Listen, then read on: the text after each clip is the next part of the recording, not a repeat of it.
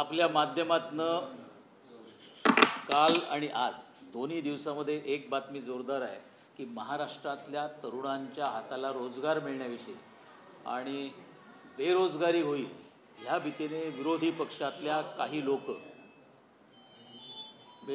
छाती स्वतःची बडवून घेत आहेत की महाराष्ट्रातले काही बिझनेस निघून जाणार, काही जात आहेत आणि अशा पद्धतीमध्ये आपण काय करायला पाहिजे. तर मला वाटतं टाटा एअरबसच्या प्रोजेक्टच्या संदर्भात महाराष्ट्र राज्याचे उद्योगमंत्री सन्माननीय उदय सामंत हे थोड्याच वेळात आपल्यासमोरच टेक्निकली सर्व गोष्टी मांडणार आहेत. रिपिटेशन होऊ नये म्हणून मी एवढंच फक्त सांगेन की या प्रोजेक्टच्या संदर्भामधला सामंजस्य करार कधी झाला, तो इम्प्लिमेंटेशन करण्यासाठी कधी आला. आज जर परिस्थिती अशी असेल की आपल्याकडे पंतप्रधान 30 ऑक्टोबरला भूमिपूजनासाठी जर जाणार असतील तर माझ्या अंदाजे किंवा माझ्या नॉलेजप्रमाणे पंतप्रधानांचा कुठचाही कार्यक्रम हा 3-4 महिने अगोदर ठरत असावा. पण मघाशी काही आपल्या चॅनलवरनं मी बघितलं, माजी उद्योगमंत्री सुभाष देसाई साहेब म्हणत होते की आजची दिवस हा आम्ही कालचा आणि आजचा दिवस हा आम्ही ठरवलेला नाही आहे.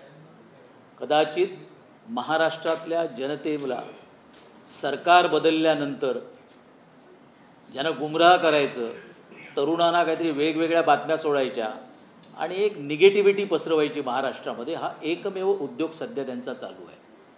आणि या उद्योगाच्या बाबत आपल्या माध्यमातून जर फिगर आणि फॅक्ट्स महाराष्ट्रामध्ये, मी एक साधा प्रश्न आमच्या पक्षातर्फे सरकारतर्फे माजी उद्योगमंत्री सुभाष देसाई आणि त्यांचे सहकारी आदित्य ठाकरे जे माजी मंत्री आहेत त्यांना विचारू इच्छितो आहे, मागच्या एवढ्या वर्षामध्ये आपण मंत्री असताना किती लोकांना आपण कुठचे प्रकल्प आणण्यासाठी प्रयत्न केलेत, ते आल्यानंतर रोजगार उपलब्ध झाले, याच्या तारखा जर माध्यमांच्या समोर ठेवल्या तर मला वाटलं महाराष्ट्रातल्या जनतेला ते एका दिवसामध्ये सगळं पोचून जाईल.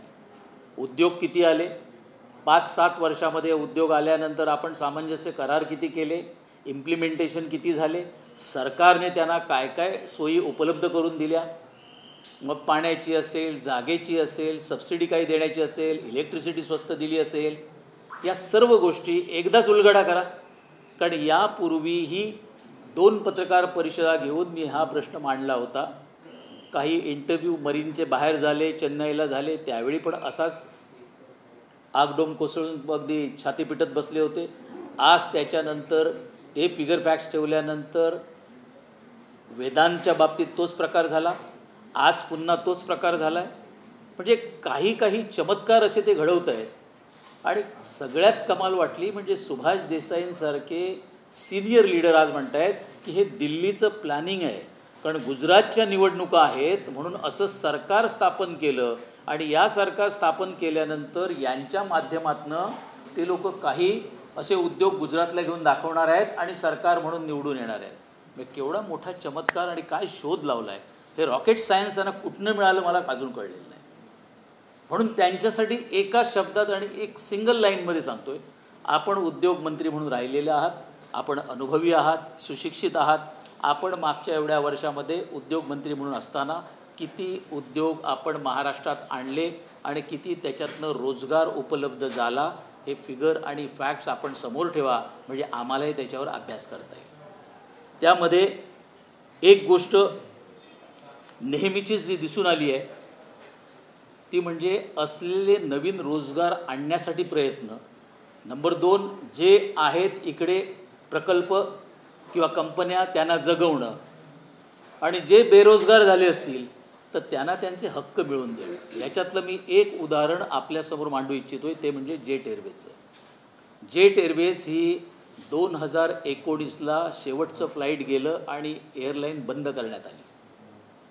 NCLTमध्ये ह्याच्या ॲप्लिकेशन्स झाल्या, NCLTने त्यांचे निर्णय 2 वर्षामध्ये घेतले आणि अशा पद्धतीने चालू केलं की त्यांच्याकडे जे कॉन्ट्रॅक्टर्स होते किंवा त्यांच्या प्रॉडक्टमध्ये जे पैसे देणं होतं त्याची फक्त काळजी घेण्यात आली, पण 27,000 एम्प्लॉईज ऑल इंडियाला जे काम करत होते पण ही मुंबई बेस्ड कंपनी होती, पण त्यांना कुठचीही ग्रॅच्युटी मिळण्याविषयी त्याच्यामध्ये अरेंजमेंट केलेली नव्हती.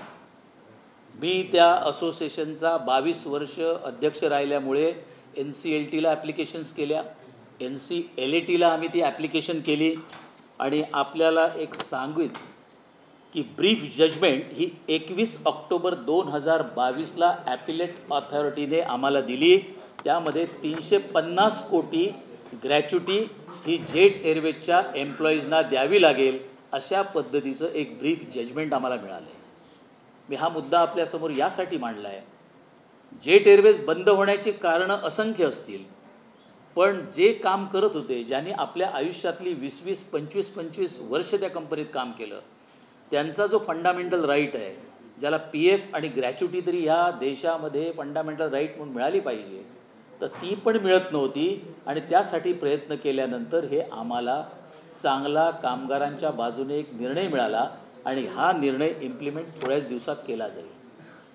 पण याच्याच अगेन्स्ट ज्यामध्ये जे सांगतात बेरोजगारांविषयी सन्माननीय चिरंजीव आदित्य ठाकरे जे काय बोलत आहेत, त्यांच्याविषयी मला असं वाटतं आहे की त्यांच्याकडे असलेली एक कंपनी कंबाटा म्हणून आहे, 2016ला बंद झाली आहे. वय वर्ष 50पेक्षा ऑन ॲन ॲव्हरेज सगळ्या एम्प्लॉईजची आहेत. 3,500 एम्प्लॉईजसाठी आपण कुठच्या कोर्टात काय ॲप्लिकेशन केली? त्यांना PF तरी मिळाला आहे का?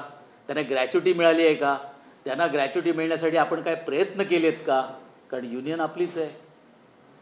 आपण बेरोजगारांविषयी एवढं विचारताय, पण ज्यांचा रोजगार होता तो आपल्या सरकारच्या काळात गेला आहे, त्यांना त्यांचा हक्क तरी आपण मिळवून देण्यासाठी काय केलं आहे का?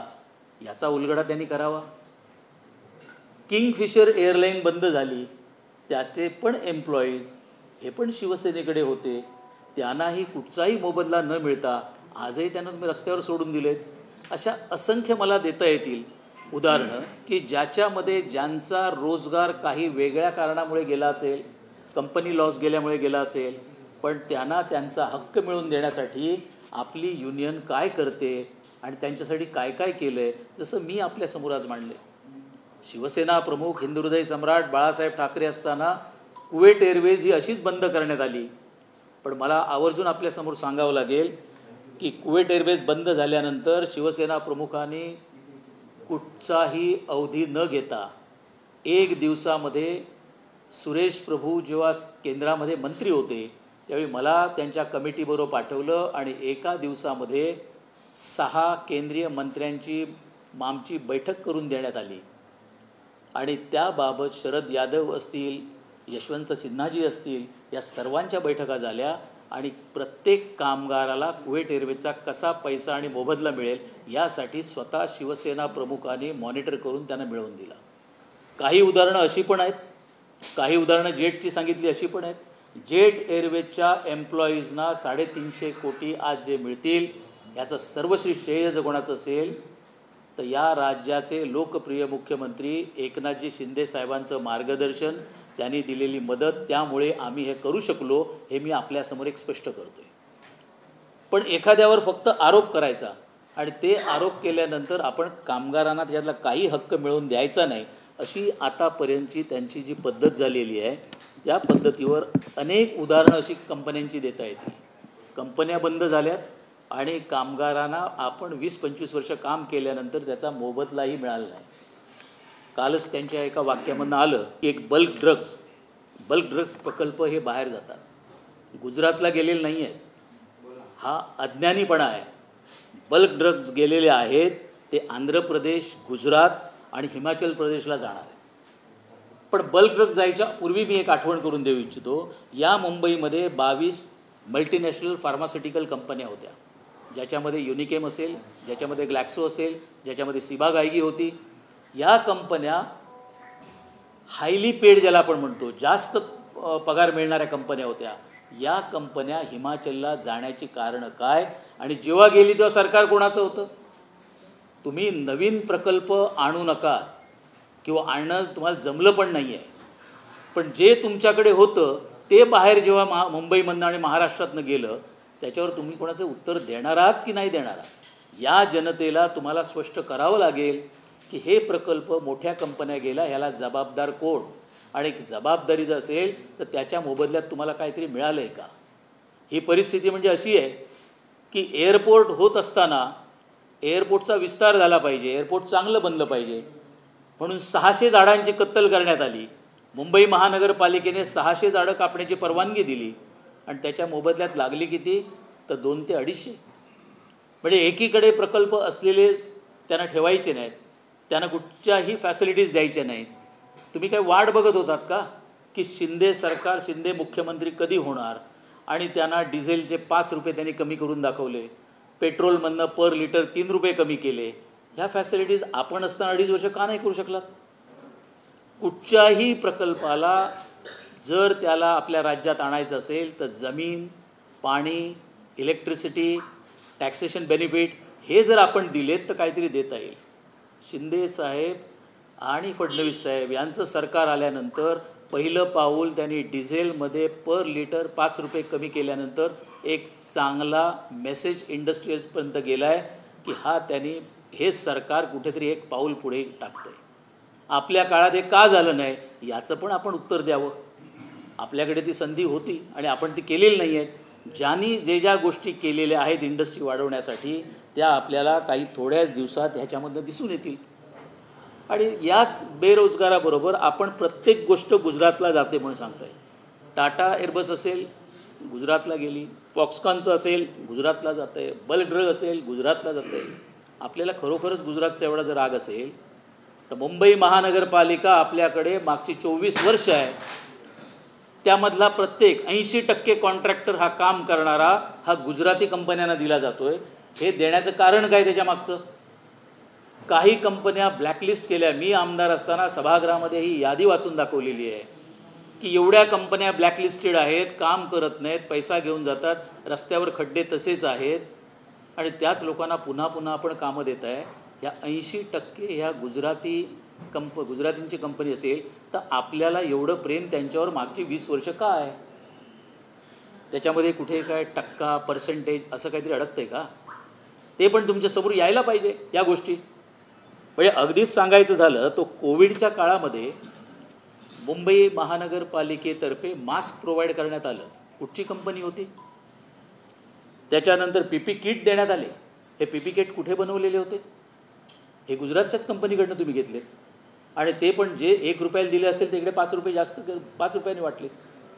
त्याच्यानंतर मृतदेह ठेवण्याची जी बॅग होती ती कितीला होती मॅन्युफॅक्चररकडनं आणि आपण कितीला दिलीत? ती कंपनी कुठची होती? या सगळ्या गोष्टीचं कोविड सेंटर ज्यांनी बांधलं त्याचं तुम्ही कॉन्ट्रॅक्ट दिलं, ते कोणाला दिलं?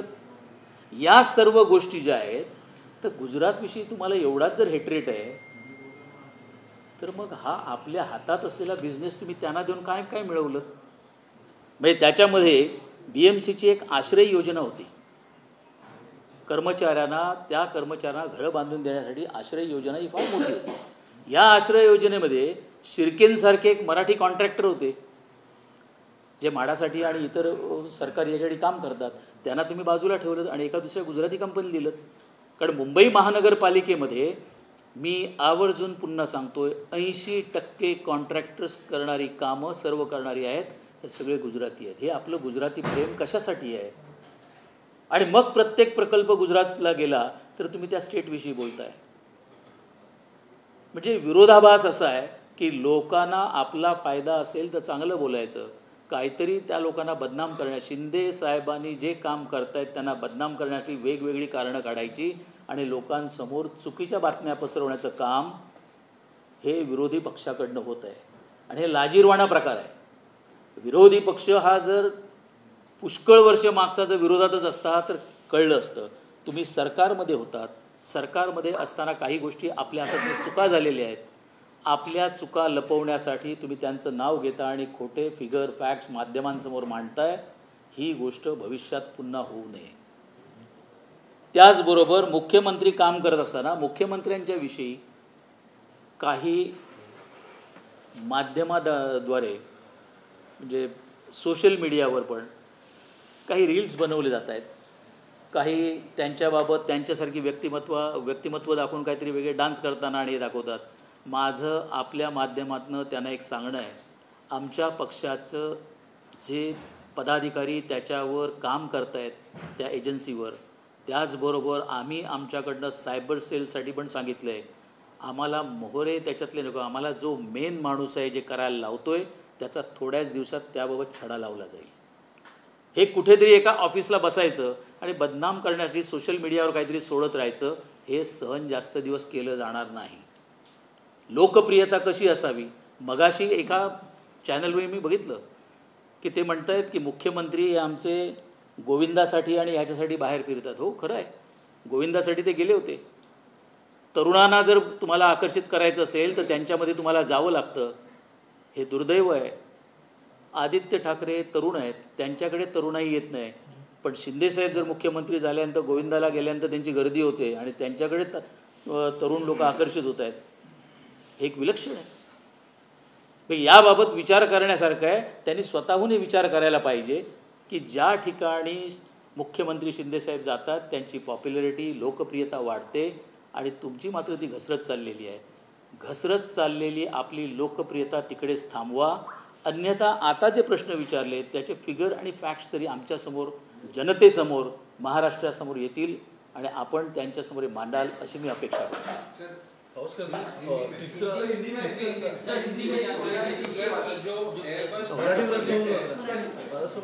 तिसरा प्रोजेक्ट असं झाला की तो महाराष्ट्राबाहेर गेला, अर्थात तो गुजरातला गेला की अन्य कोणत्या राज्यात गेला हा सेकंडरी विषय असेल, पण सलग 3दा असं घडलंय म्हणून आता आवाज उठवला जातोय.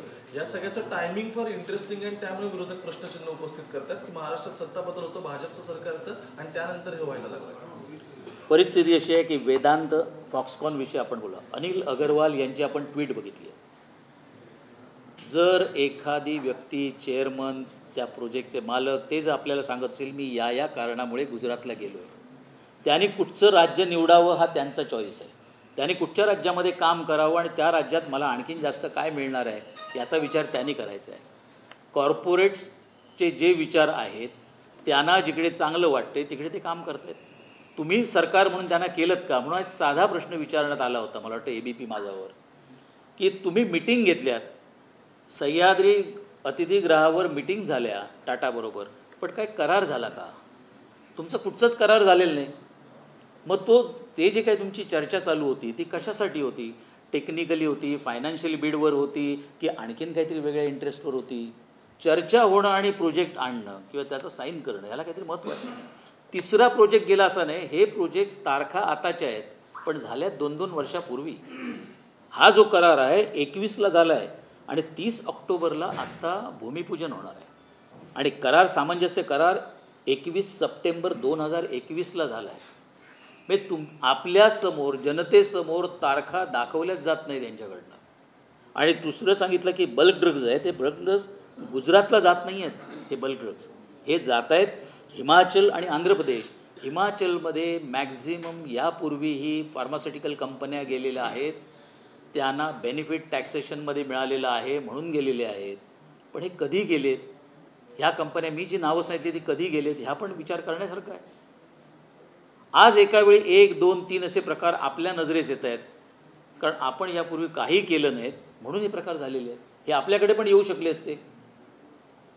आपण जर मुख्यमंत्री होतात आपण 4-5 रुपये डिझेल कमी का नाही केलं? काय उत्तर आहे? आपल्याकडे पेट्रोलचा जर रेट होता तर पेट्रोल तुम्ही का नाही कमी केलं? इलेक्ट्रिसिटी तुम्हाला जर नवीन कुठचं जर प्रोजेक्ट आणायचं होतं तर इलेक्ट्रिसिटीचा रेट आम्ही तुम्हाला कमी देऊ का नाही केलेत? याची उत्तरं का आहेत का? आज फक्त आपण बोलताय याचं कारण आज तुम्हाला कळायला लागलं आहे. मग मी म्हणेन राजापूरचं नाणार प्रकल्प होता. मी साधी गोष्ट सांगतोय, राजापूरच्या नाणार प्रकल्प येणार म्हणून सांगितल्यानंतर याच राज्याचे उद्योग मंत्री आणि त्यांची काही खास लोक नाणारला जाऊन तुम्ही जर बघाल तर 7-12 मी सभागृहामध्ये 2019च्या वेळी वाचून दाखवलेले आहेत. गुजराती, मारवाडी यांच्या नावावर सगळ्या जागा आहेत. कोकणातल्या जागा हे पावसकर, केसरकर, पारकर यांच्या नावावर असायला पाहिजेत. या मेहता, पटेल, शहा यांच्या नावावर झाल्या कशा? याची कधी चौकशी होणार आहे की नाही होणार आहे? एकीकडे तुम्ही सांगताय प्रकल्प तिकडे चाललाय, तुम्हाला प्रकल्प तिकडे गेला की नजरेत येतोय, पण प्रकल्प इकडे असताना त्याच्या पण प्रॉपर्ट्या तुम्ही कोणाच्या नावावर केल्यात ह्याचा पण उलगडा व्हायला पाहिजे. हा पण जनतेसमोर यायला पाहिजे. तुम्ही जर म्हणत असाल तर पुढच्या वेळी त्यांचे सातबारा आपल्यासमोर मी ठेवू शकेन. आणि कमी नाही, हजारो एकर जमिनी गेलेल्या आहेत. ह्या कोणाच्या सांगण्यावरनं गेल्यात? एखादी जर कुठचीही MIDC आपल्याला वसवायची असेल, मग ती महाडला येणार आहे की इंदापूरला येणार आहे, त्याच्या अगोदर जागा खरेदी करायला एक ग्रुप तयार झाला होता मागच्या 2-3 वर्षापूर्वी. हा कोण ग्रुप होता? त्याच्या मागचा उद्देश काय होता? त्यांना सहकार्य कोण करत होतं? तिकडच्या जागा खरेदी करायच्या आणि नंतर तुम्ही 7 पटीने पुन्हा शासनाला विकायचं. हे धंदे कोणी चालू केले होते? आपल्याकडे काही प्रकल्प आले नाही, त्याची अनेक कारणं आहेत, त्याच्यातलं हे एक कारण आहे. पण याही विषयी उलगडा होण्याचं त्यांच्याकडनं गरज आहे. त्यांनी याविषयीची माहिती आपल्या महाराष्ट्राला देणंही गरजेची आहे. सर, विरोधकांकडनं स्पेसिफिक प्रश्न हा विचारला जातो की जर मागच्या वर्षी हा प्रोजेक्ट गुजरातला जाणाराचा निर्णय झाला होता, तर मग मुख्यमंत्री आणि उद्योगमंत्री अशा आश्वासन का देत होते की आपण प्रयत्नशील आहोत की एअरबसचा प्रोजेक्ट हा महाराष्ट्रात आला? कुठचंही एखादा प्रकल्प, मी प्रेस कॉन्फरन्स आमच्या उद्योगमंत्र्यांची बघितलेली आहे. आम्ही शेवटपर्यंत प्रयत्न करणार आहोत की एखादा प्रकल्प आपल्याकडे आम्ही आणणार. त्याचबरोबर ते म्हणाले की पंतप्रधानांनी आम्हालाही प्रॉमिस केलेलं आहे की महाराष्ट्राला मी त्याच साईजचा चांगला मोठा प्रकल्प देणार. या गोष्टी त्यांनी दिल्या आहेत. याचा अर्थ मुख्यमंत्री, उपमुख्यमंत्री आणि पंतप्रधान यांच्यामध्ये चर्चा झाल्यानंच, केंद्राची चर्चा झाल्यानंतरच हे ठरवण्यात आलं आहे. मला असं वाटतं त्यांनी जे सांगितलं आहे याच्यामध्ये काहीतरी तथ्य आहे. प्रयत्न केले असतील, त्या प्रयत्नाला यश आलं नाही. पण ज्यांना यश मागच्या 5-7 वर्षामध्ये आलं नाही, त्यांना 3 महिन्यामध्ये किंवा 2 महिन्यामध्ये यश का नाही आलं, हे विचारणं थोडं चुकीचं होईल असं मला वाटतं.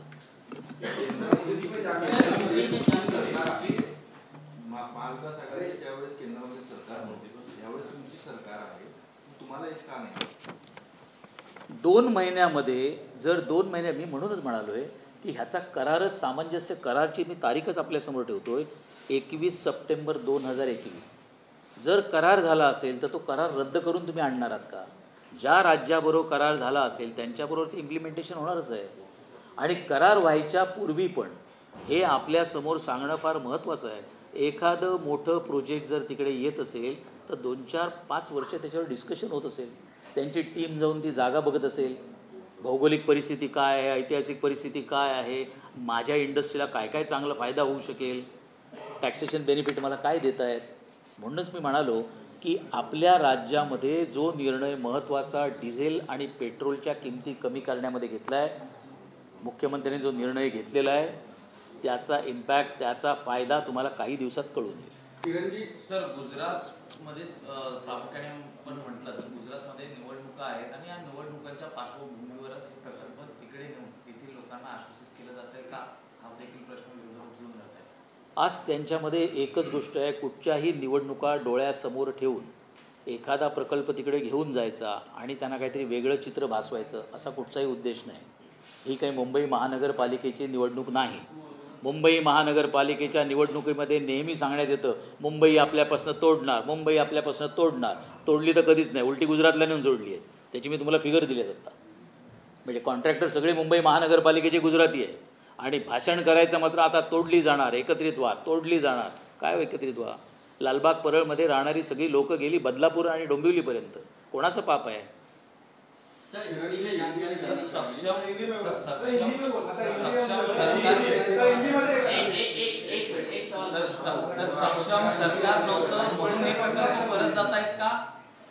सक्षम सरकार नसल्यामुळेही आणि त्याचबरोबर शासनाची काही ध्येय धोरणं बरोबर नसल्यामुळे हे प्रकल्प चाललेले आहेत. याचं कारण मी मागे बॉलिवूडविषयी पण बोललो होतो. आपण त्यांना इन्फ्रास्ट्रक्चर दिलं तर ते आपल्याकडे काम करू शकतील. त्यांना का हैदराबाद चांगलं वाटते, त्यांना दुसरीकडे का लोक घेऊन जात आहेत? पण याचा विचार आपल्याकडनं सरकार म्हणून कधी तुम्ही करणार आहात का? आणि याच्यापूर्वी तुम्ही का करू शकला नाहीत, याचं उत्तर द्या. किरण जी, आप लोगों के ऊपर आरोप लग रहे हैं कि आपकी सरकार जब से आई 3 महीने के भीतर 3 बड़े प्रोजेक्ट महाराष्ट्र से बाहर चले गए और मैक्सिमम गुजरात चले गए. ये सरकार गुजरात के लिए काम कर रही है या महाराष्ट्र के लिए? लगातार ये आरोप लग रहे हैं. और अभी हाल की जो कंपनी गुजरात में गई है उसके बाद विरोधक ज़्यादा आक्रामक.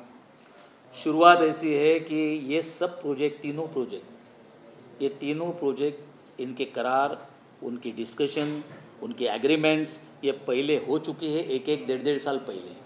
सिर्फ अभी 2-3 महीने पहले हमारी ये सरकार आने के बाद वो सिर्फ उंगली उनकी तरफ दिखा रहे हैं। मैं आज भी कहूँगा, जो जो एग्रीमेंट्स हुए हैं गुजरात गवर्नमेंट के साथ, चाहे वो वेदांत के हो, चाहे वो टाटा एयरबस के हो और भी बल्क ड्रग के हो, ये सब अगर डॉक्यूमेंट्स आपके सामने उनको रखने के लिए बोल दीजिए, ताकि लोगों के सामने ये दूध का दूध और पानी का पानी हो जाए। अभी ये कहा जा रहा है कि ये जो टाटा एयरबस है वो मिहान में लगने वाला था और उसके बाद वहाँ से अचानक रद्द हुआ और वो गुजरात चला गया। मिहान में लगने का हुआ था, उसके बाद बीच में मुख्यमंत्री ने प्रधानमंत्री से बातचीत की थी और कहा था कि अब सारे प्रोजेक्ट्स महाराष्ट्र में लगेंगे और कोई दिक्कत नहीं होगी। उसके बाद इस तरीके की चीज़ें होना, कोशिश तो वही की जा रही है जिनके पहले करार हो चुके हैं, एग्रीमेंट्स हो चुकी है, उनके साथ या उनके डिस्कशन में शायद हमें यश नहीं आया है। बट जो नए प्रोजेक्ट आने वाले हैं वो महाराष्ट्र में आने वाले हैं। बट महाराष्ट्र शासन, महाराष्ट्र गवर्नमेंट इनको भी आने वाले लोगों को कोई कंसेशन या उनको सब्सिडी कुछ देनी होगी, उसके विस्तार में आपके साथ हमारे इंडस्ट्रियल मिनिस्टर उदय सामंत जी अभी आपके सामने उसके बारे में बात करेंगे। एक सवाल ये है कि आदित्य प्रयास की कमी रही, क्योंकि जिस तरीके से बताया जा रहा है कि कोशिश की जा रही थी कि प्रोजेक्ट महाराष्ट्र में लाया जाए, नागपुर के मिहान में इसका हो 22,000 करोड़ का प्रोजेक्ट है, साथ ही साथ एम्प्लॉयमेंट जनरेशन भी हो, लेकिन सर कहीं चूक हो गई और नहीं हो पाया। नहीं, चूक नहीं है, लेकिन एक मैसेज बाहर गलत है।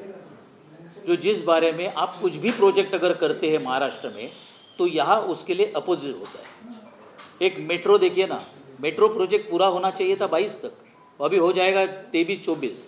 रीज़न तो आपको मालूम है कार शेड के बारे में क्या हुआ है। आप अगर यही ढंग से अगर रुकाओगे, राजापुर नाणार प्रकल्प होने वाला था, 3-4 साल पे आगे चला गया। आप हर एक जगह पे विरोध करोगे तो आपके पास आने का ही, ये मैसेज भी तो बाहर गलत गया है। ये मैसेज देने वाले और करने वाले कौन है, ये महाराष्ट्र जनता को पता है। 2 महीने के अंदर आप एक्सपेक्ट करोगे कि जिसका करार हो चुका है 1-1.5 साल पहले, वो कैंसिल कर दो और हमारे पास आ जाओ, ये बहुत डिफिकल्ट होगा। किरण जी, आप लगातार कह रहे हैं कि गुजरातियों से इतना हेट या नफरत रखना और आपके सारे कॉन्ट्रैक्टर गुजराती होना, आपके 7/12 पर गुजरातियों के नाम होना, पहले से डीपी प्लान लीक हो जाना, ये सारी चीज़ें आप आरोप लगा रहे हैं। और आदित्य कह रहे हैं कि आप लोग सरकार नहीं संभाल पा रहे हैं, लगातार आप लोगों पर आक्रामक है। दोनों चीज़ों को, ये बात सही है कि मुंबई महानगर पालिका में छोटे से छोटे काम करने वाले कॉन्ट्रैक्टर्स 80%, 80% ये गुजराती और मारवाड़ी से, उनकी ओनर्स वो है, कंपनियां उनकी है। और ये आजकल की बात नहीं कर रहा हूँ मैं, ये गुजरात इलेक्शन की बात नहीं कर रहा हूँ मैं, ये पिछले 20 साल से कर रहा हूँ। 20 साल से वही है। बहुत सारी कंपनियां ब्लैकलिस्टेड की गई है, उनके ऊपर एक्शन हुई है। आप लोग के माध्यम से जब बारिश चालू हो जाती है, पूरी जनता मुंबई की बोलती है कि यहाँ खड्डे गिरे हैं, उसके ऊपर गाने भी निकलते हैं। लेकिन उस खड्डे के बारे में कितने लोगों की जाने चली गई है, बट करने वाला काम एक ही, वो मालिक, उसका नाम वही है, कंपनी का नाम अलग अलग है। ब्लैकलिस्टेड एक कंपनी हो गई, वही मालिक ने बी कंपनी बनाई है और उसने फिर वही कॉन्ट्रैक्ट मिल गया। ये 20 साल से चल रहा है। कोविड के बारे में भी यही बातें हैं कि आप गुजरात करके बोलते हैं, आज 3 आपके प्रोजेक्ट्स गुजरात के वहाँ गए करके बोल रहे, लेकिन 1.5-2 साल पहले के सब एग्रीमेंट्स और डिस्कशंस किए हैं। ये मैंने फिगर फैक्ट्स आपके सामने रखे हैं। लेकिन कोविड के वक्त जो जो सप्लाई चाहिए था वो सब गुजरात से आपको क्यों लाना पड़ा है? तो इसका जिम्मेदार कौन है? ये पीपी किट वगैरह क्यों लाना पड़ा है? और उस वक्त तो ऐसा दिखाया गया है कि ऐसे सिचुएशन में क्या टेंडर प्रोसेस करे। करोड्स ऑफ रुपीज़ की जो कॉन्ट्रैक्ट सामने वाले को दिए, उस बारे में कभी जांच होने वाली है या नहीं होने वाली है? और आपको अगर गुजरात प्रेम हमें नहीं है, गुजरात प्रेम इनको ज़्यादा है। अगर इनके ऊपर ज़्यादा प्रेम नहीं होता था तो आप इतने कॉन्ट्रैक्ट्स नहीं बीएमसी के देते थे। मैं अगर आज की डेट में ये बोलूँ कि मुंबई महानगर पालिका के जितने भी कॉन्ट्रैक्ट्स है ये सब गुजरात ही चला रहे हैं, ये बोला तो फिर भी गलत नहीं होगा। और उसके जिम्मेदार जिनके हाथ में 20 साल से मुंबई महानगर पालिका का जो कारोबार है वही उसके जिम्मेदार है। ये कॉन्ट्रैक्टर करप्शन कर रहे हैं, फिर भी इन्हीं कंपनियों को क्यों दिया जा रहा है बीएमसी 10 साल से कॉन्ट्रैक्ट? उस बारे में हाउस में मैंने पिछले 8-10 साल से लगातार आवाज़ उठाई है, फिगर और फैक्ट्स रखे, नाम रखे। जैसे मैं राजापुर नानार के जो आपको बोल रहा हूँ, मैं 7 बार आपके सामने रखने के लिए तैयार हूँ। अगर किरण पावस्कर की ज़मीन है और वो कोई मेहता ने ली है तो आपको पेपर में तो आता ही है ना, कि नहीं आता है? मैं वही तो दिखा रहा हूँ। ये इतने शाह पटेल मेहता ये जो आए हैं, तब उद्योग मंत्री कौन थे? ये उद्योग मंत्री ने को आदमी अपॉइंट किया था क्या?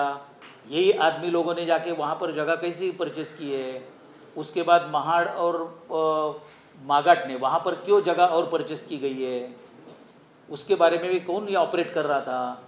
आज ये बोलना आसान है कि हमारे पास उद्योग नहीं आ रहे। उद्योग नहीं क्यों आ रहे थे, इसका भी रीज़न बताया। आज 2 महीने पहले हमने पेट्रोल एंड डीजल के दाम कम करवा दिए हैं। बाकी की भी जो डिस्कशंस है वो भी हो जाएगी।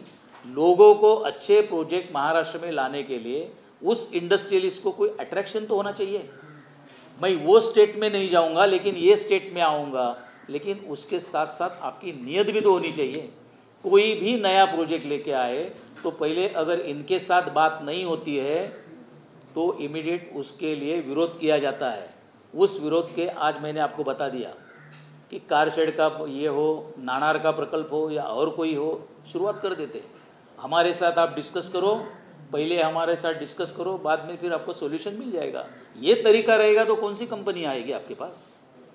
मैं इसके लिए दूसरा रास्ता आपको बताया कि जो कंपनियां हैं, मुंबई सिटी को आर्थिक राजधानी का दर्जा देने वाले जो भी एम्प्लॉयज़ है जिन्होंने काम किया है, चाहे वो फार्मास्यूटिकल हो या हमारे गिरणी कामगार हो, उनका स्टेटस निकाल के लेने वाले कौन है?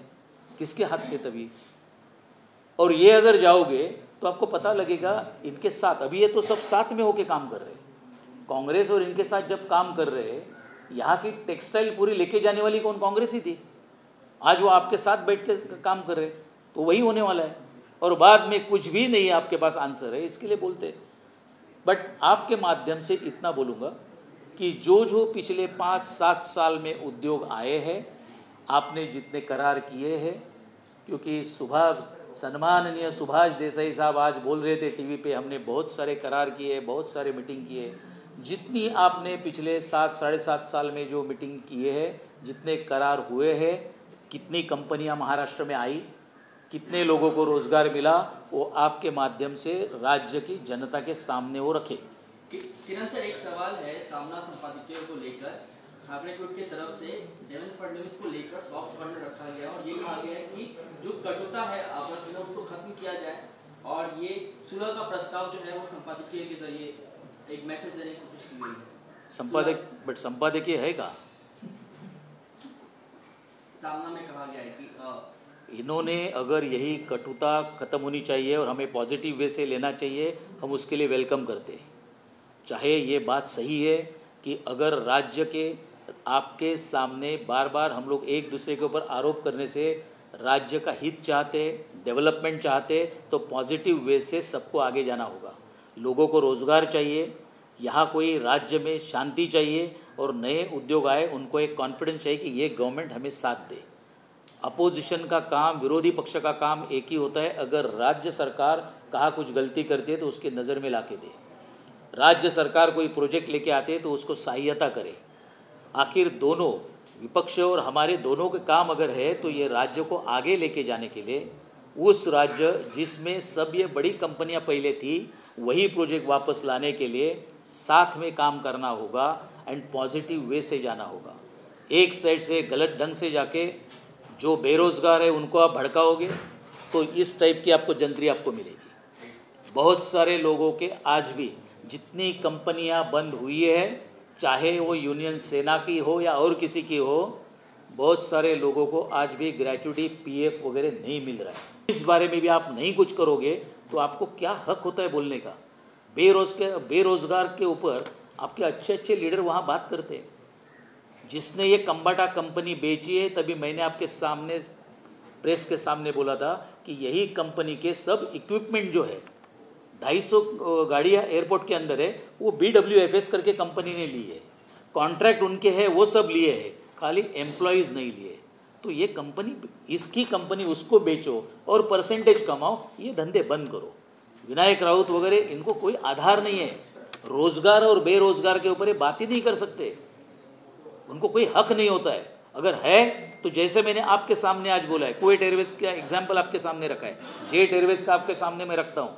अभी तक पैसा मिला नहीं है, लेकिन 350 करोड़ रुपीस आपको भरना पड़ेगा, ये ऑर्डर हुई है NCLAT की। ऐसे पेपर तो रखो, फिगर एंड फैक्ट सामने रखो, ताकि हम बोल सकें। एनसीपी के प्रवक्ता हैं ब्राइट क्रिस्टो, उन्होंने अभी एक कार्टून ट्वीट किया है कि ईडी कुरियर सर्विस महाराष्ट्र से गुजरात सारी कंपनियों को हम ट्रांसफर करके देंगे, आप हमसे संपर्क करें। इस तरीके का कार्टून जो है एनसीपी की तरफ से ट्वीट किया गया है। एनसीपी की तरफ से होना जायज़ है, ईडी का डर तो ज़्यादा है, उनको ही है, उसमें मैं नाम नहीं लेना चाहूँगा, बट बहुत सारे, एक नहीं अलग अलग नाम है।